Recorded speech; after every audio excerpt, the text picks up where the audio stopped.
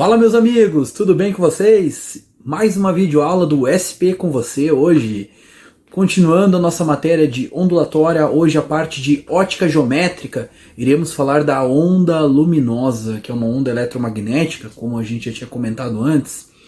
Semana do dia 15 ao 19 de junho, sejam bem-vindos, eu sou Moisés Davi Sobral, Moisés Sky, e mais essa mega aula para o nono ano do Ensino Fundamental Ciências. Vamos lá então, galera, para a semana 13.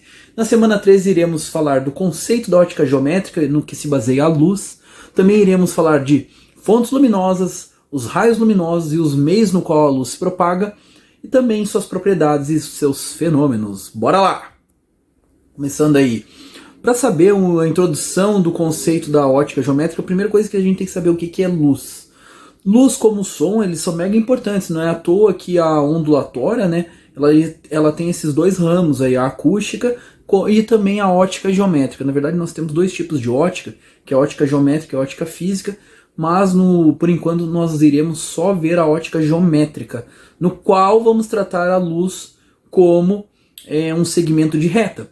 O que seria a luz? A luz é uma onda eletromagnética, né? Então ela pode se propagar nos meios materiais e também no vácuo. Ela é uma onda transversal, não esquecendo disso, né? Que todas as eletromagnéticas são transversais. Elas têm direção de vibração e de propagação perpendiculares. E o que interessa para o ser humano é que ela sensibiliza o nosso sentido da visão. O que é interessante, que sabendo se eu tenho uma fonte luminosa, né? Que ela está chegando nos olhos de um observador, né, pode ser tanto primário ou secundário, que logo eu vou falar, ela sensibiliza essa nossa visão, a luz entra lá dentro do nosso olhinho, que tem um canal aqui, chega lá na retina, sensibilizando a nossa visão e a gente tendo essa percepção de imagem, né, formada. Que é legal que a retina ela transmite, né, por impulsos elétricos até pelo nervo óptico, que eu tô ligado, até o nosso cérebro desinverte a imagem. Interessante. Era pra gente ver que nenhuma máquina fotográfica, graças a Deus o nosso cérebro ele desinverte a imagem, senão nós iríamos ver de ponta cabeça, galera, é isso mesmo. Como eu falei, né, para ter luz tem que ter fonte de luz, e nós temos dois tipos de fontes de luzes aí, que são as primárias e secundárias, tá ok? Só que antes aí eu tô comentando aí o conceito, né? Fiz uma revisãozinha para vocês aí, né? Que a luz é uma onda eletromagnética, tem como função sensibilizar a nossa visão. Todas ondas eletromagnéticas são maior velocidade no vácuo. E a luz branca, fazer um comentário aí, ela é policromática, ela é feita de várias cores. Por isso que nós temos lá no arco-íris as 7 cores, né? Desde o vermelho ao violeta. Quando a luz branca ela entra nas gotículas de água, ela se dispersa, né? Logo a gente vai falar da dispersão. Mas voltando aqui às fontes, né, primária e secundária, eu tenho dois tipos de fontes. As primárias, que têm luz própria, também são chamadas de corpos luminosos, e as secundárias, que elas refletem a luz de uma luz primária, então são os corpos iluminados. Exemplos aí de fontes primárias: as estrelas têm luz própria, uma lâmpada acesa, uma vela acesa. Fonte secundária, tudo que reflete a lua reflete a luz do sol, ela é uma fonte secundária. Eu seria uma fonte secundária, estou refletindo a luz das lâmpadas aqui, e assim por diante. É o que mostra o nosso desenho do próximo slide aí. Ó, o sol, uma fonte primária, o sol, uma estrela, e a lua, uma fonte secundária, ela reflete a luz do sol. Beleza? Raios de luz. A outra parte aí que é importante são os raios de luz. Primeira coisa, vamos definir o que é raio de luz. Raio de luz é um segmento, né, de reta que é emitido pela fonte luminosa. E já o feixe, que também tem gente que chama de pincel, é o conjunto desses raios de luz. Então se eu tiver vários raios de luz, eu tenho um feixe. Se eu tiver só um, eu só tenho o raio de luz nesse caso. Aí vocês podem ver essa imagem maravilhosa dos raios de luz aí em linha reta, chegando aí na floresta. Bom, o que é interessante, né? Sobre esses raios de luzes aí, né? Dependendo aonde a luz branca, né, ela tem 7 cores, né, do arco-íris, né, como eu falei. Dependendo aonde ela incidir, ela vai formar uma imagem. E nas cores, né, nós temos dois tipos de luzes em relação a cores: as monocromáticas, que só tem somente uma cor, e a policromática, no qual eu tenho uma luz que tem várias cores, como a luz branca. O que é interessante é que nós temos duas diferenças aí, duas categorias, né, sobre classificação de cores, né. Nós temos as cores primárias e as cores secundárias. As cores primárias, como mostrado em desenho, é o vermelho, o verde e o azul. Já as cores secundárias são as junções dessas três cores aí. Por exemplo, o amarelo, que é vermelho e verde. Eu acho que tem o ciano também ali, que mostra para nós, né? E a magenta. E o branco, nesse caso, é a junção de todas, né? O branco é a junção das 7 cores aí. Que nesse caso ele está só se juntando através do vermelho, verde e azul.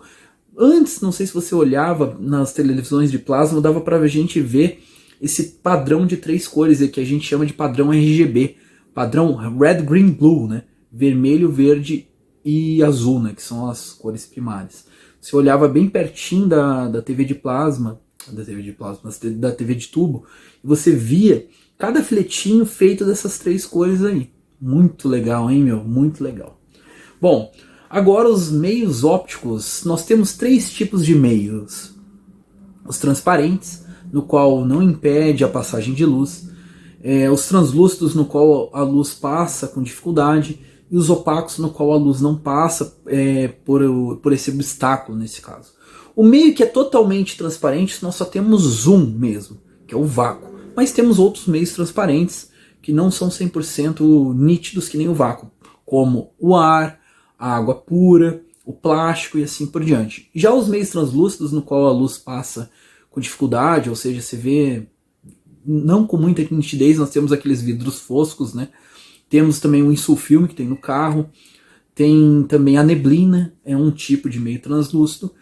Opacos são os quais a luz não passa por eles, né? Uma madeira, a luz não passa pela madeira, daí nesse caso até vai formar sombra, depois a gente vai comentar um pouquinho. A parede e assim por diante. A grande maioria, eu acho, dos meios são opacos, beleza? Luz e suas propriedades. Agora iremos falar de 3 propriedades aí importantíssimas para entender os fenômenos luminosos que logo logo também vem aí. Bom, a primeira propriedade, né, é a propagação retilínea da luz.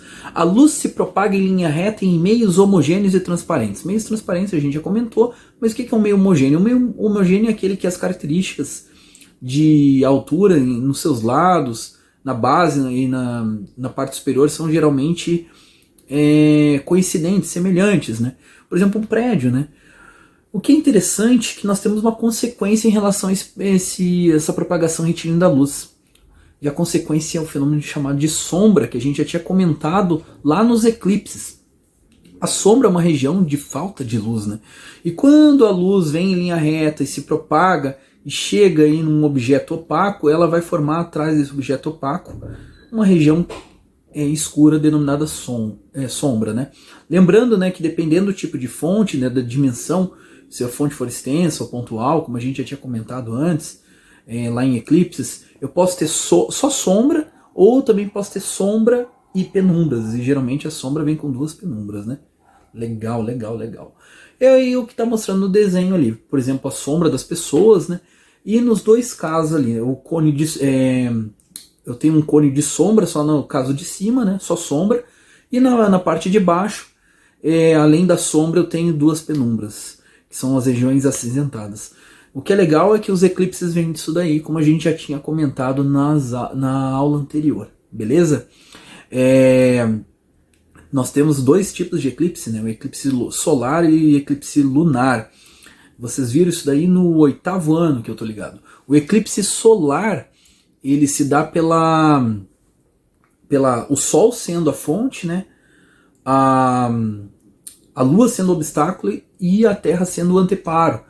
Aí nesse caso o eclipse total seria a sombra e os eclipses parciais seriam as penumbras.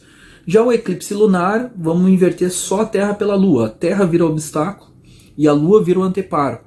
Nesse caso, os 2 eclipses, só lembrando um pouquinho de geografia e também a matéria do 8º ano, vocês já viram ano passado, o eclipse solar acontece na fase de lua nova e o eclipse lunar na fase de lua cheia. Olha que interessante. Então os eclipses são consequência aí da propagação retilínea da luz, que tem a ver com a sombra e a penumbra.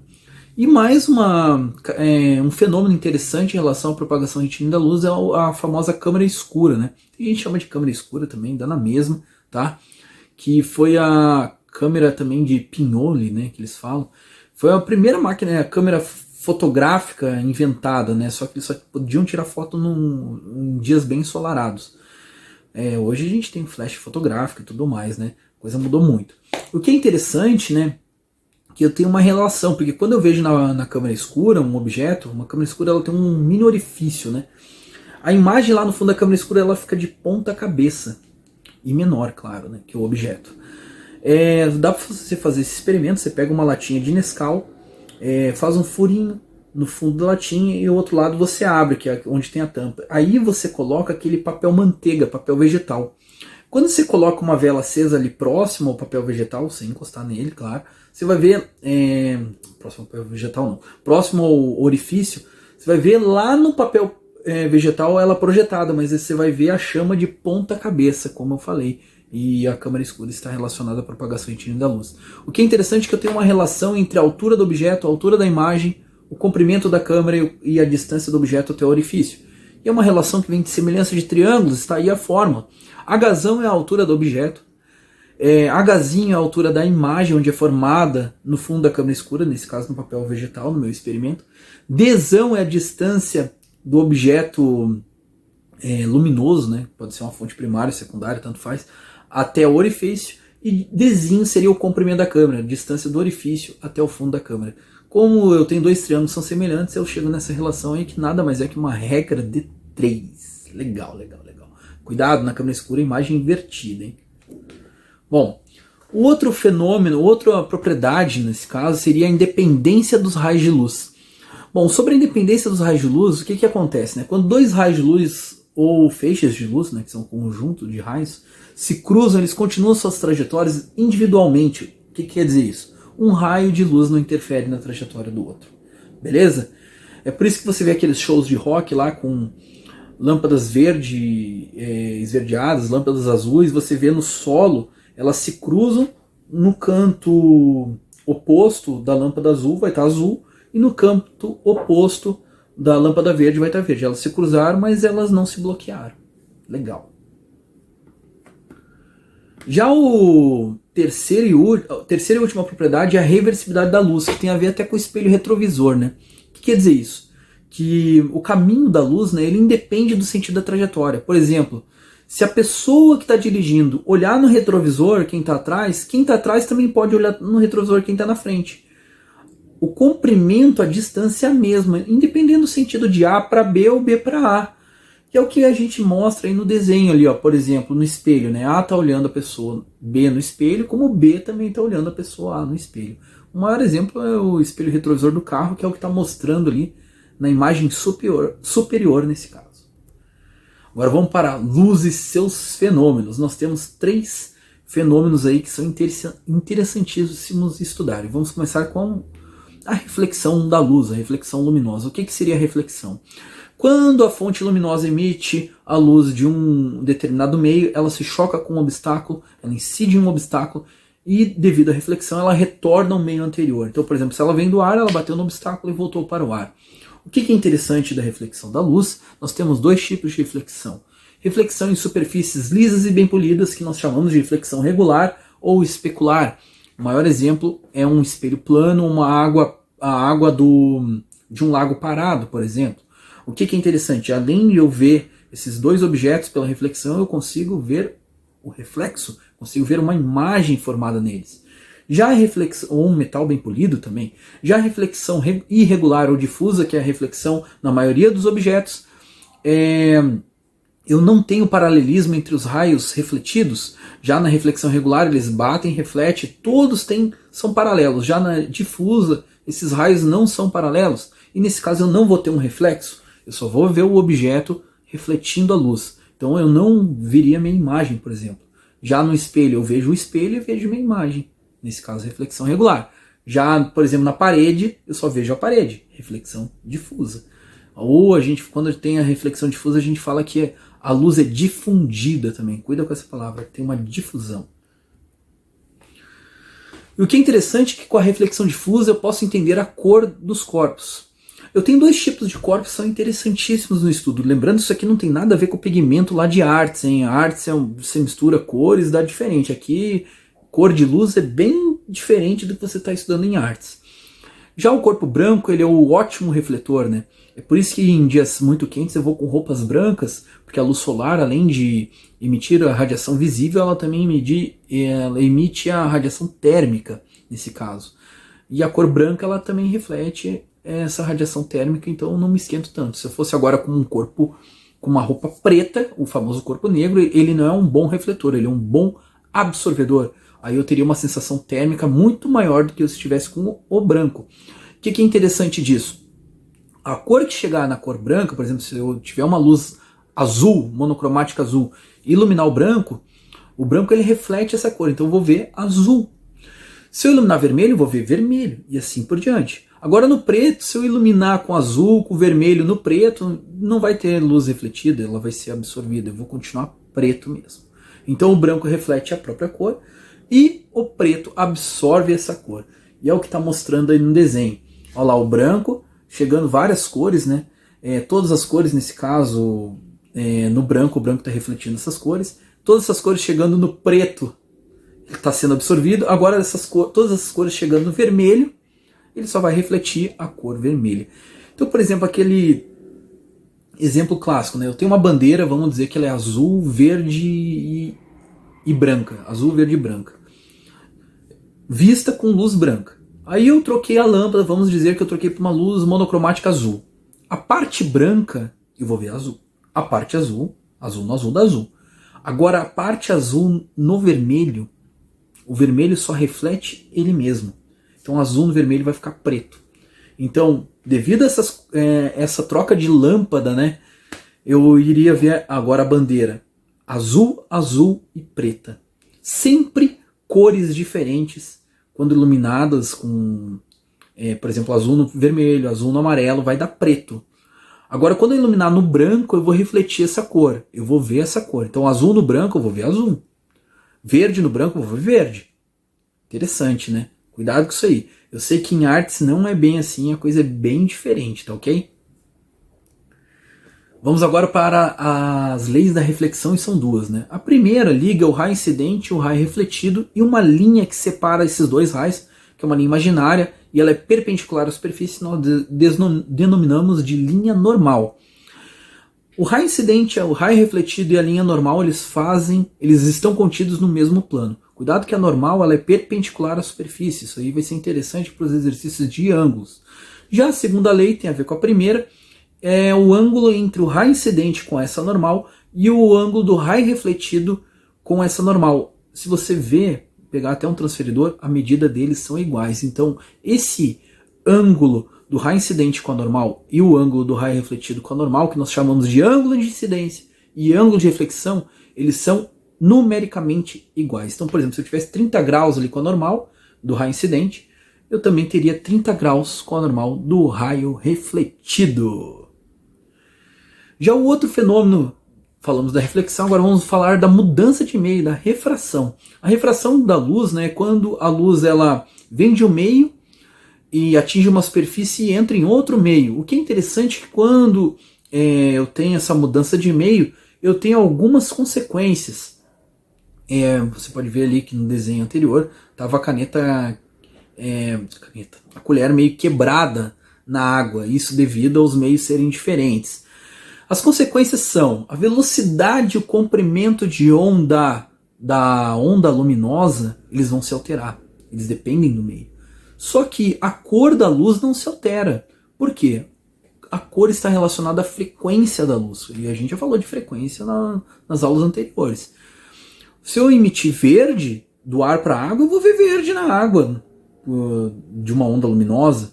Não tem como emitir verde no ar e na água vai ficar vermelho. Não existe para a cor de luz isso. Ela mantém a cor e a cor está relacionada à frequência.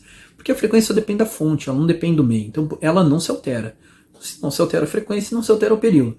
Mas a velocidade ela se altera e o comprimento de onda também. Uma coisa interessante, diferente do som, o som é mais rápido nos sólidos. A luz é o contrário, ela é mais rápida no vácuo, depois vem gases, depois vem líquido e por último nos sólidos. Ela é mais lerda nos sólidos, mas ela tem velocidade em todos os meios. Diferente do som que não se propaga no vácuo, ele não tem velocidade no ar.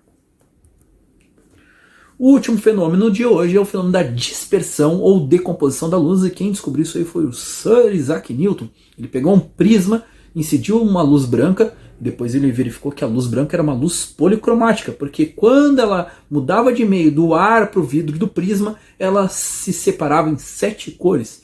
Também a gente pode ver esse efeito natural em gotículas de água, que é o que acontece com o arco-íris. Só que esse fenômeno da dispersão só acontece se a luz for policromática, ter mais de uma cor. Com luz monocromática não vai acontecer nada. E essa coisa linda aí que vocês estão vendo aí é a imagem do arco-íris. O que é interessante agora? Iremos resolver atividades aí, começando na página 66, o número 1. Eu vou perguntar aí determine o tipo de fonte luminosa de cada elemento a seguir, né? E nós vamos resolver agora da A até a F. Estrela, luz própria, né? Então é uma fonte primária. Brasa de carvão, você vê aquela coisa luminosa, também é uma fonte primária. Livro, reflete a luz. Fonte secundária. Professor, eu estou refletindo a luz aqui das lâmpadas. Vocês estão me vendo devido a essa reflexão. Sou uma fonte secundária. Lanterna acesa, luz própria, fonte primária. Raio laser, também é luz própria. As canetinhas laser lá, né? Fonte primária. Então, estrela, fonte primária. Brasa de carvão, fonte primária. Livro, fonte secundária. Professor, fonte secundária. Lanterna acesa, fonte primária. E raio laser, fonte primária. Vamos para o próximo exercício. O próximo exercício, na mesma página, é esse exercício da FUVEST. Admita que o Sol subitamente morresse, ou seja, sua luz deixasse de ser emitida. 24 horas após esse evento, um eventual sobrevivente, olhando para o céu sem nuvens, veria. Então não tem mais o Sol. O que ele ia ver no céu? A Lua, as estrelas? Não, a Lua reflete a luz do Sol, então não pode ser essa. Letra B, somente a Lua? Então mega errada, porque a Lua reflete a luz do Sol. C, somente estrelas? Está certo, as estrelas têm luz própria, eu iria estar continuando vendo as estrelas. A D, uma completa escuridão, não, porque eu iria ver as estrelas. E a E, somente os planetas do sistema solar, eu só vejo os planetas porque eles refletem a luz também, eles são fontes secundárias. Então letra C de Canadá, um exercício tranquilo aí. Mais um aí na página 67, da Unirio. Durante a final da Copa do Mundo, um cinegrafista, desejando alguns efeitos especiais, gravou uma cena em um estúdio completamente escuro, onde existia uma bandeira da Azurra, azul e branca, ó, o exercício de cores aí que eu recém comentei antes, que foi iluminada por um feixe de luz amarela monocromática. Opa, então não vamos esquecer, hein? Ele trocou a lâmpada e agora é luz amarela que está iluminando essa bandeira aí. Quando a cena foi exibida ao público, a bandeira apareceu. Bom, seguinte, amarelo no azul, cor diferente, o que eu falei? Dá preto. Então eu vou ver preto uma parte. Só que a outra parte que é branca, o branco é um ótimo refletor, então ele vai refletir a cor amarela. E quando reflete eu vejo a cor que está incidindo, nesse caso amarela. Então tá aí a resposta. Preta e amarela, letra D de dado. E agora, para terminar a nossa tarefa aí, dessa mega aula de ótica geométrica aí, o estudo da luz, né? No seu livro, na página 67, eu quero que vocês façam as atividades 3, 4, 5 e 6. No livro de atividades, na página 25, as atividades 18 e 19. Desejo a todos uma ótima semana, uma boa quarentena. Fica com Deus e que a física esteja com vocês. Aquele abraço.